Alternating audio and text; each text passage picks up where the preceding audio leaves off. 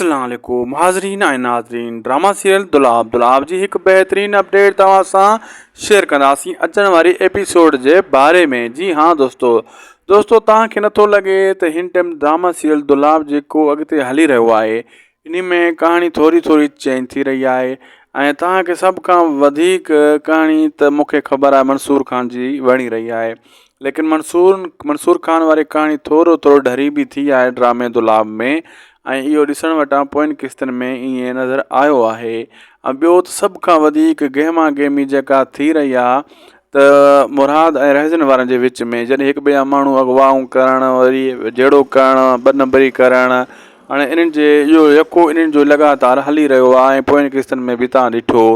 ऐं शाहनवाज़ खान त पंहिंजे चंबे जो पंहिंजो जेको उन सां बेइज़ती थियल आहे उन जे प्लान जे चकर में आहे, तव्हांखे इहा बि ख़बर आहे। ऐं ॿियो ॿुधाईंदो हलां दोस्तों अॻिते हली ऐं कुझु ॿिया अदाकार बि हाणे अचण वारा अथव ड्रामे सीरियल दुलाब में।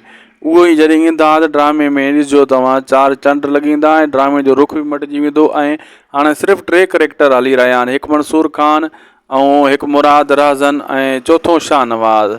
4 करेक्टर, पोइ 5-6 करेक्टर थी वेंदा, वधी वेंदा। अचण वारे एपिसोडनि में उहे सीन तव्हांखे ॾिसण वटां मिलंदा। सब्सक्राइब लाइक कंदा।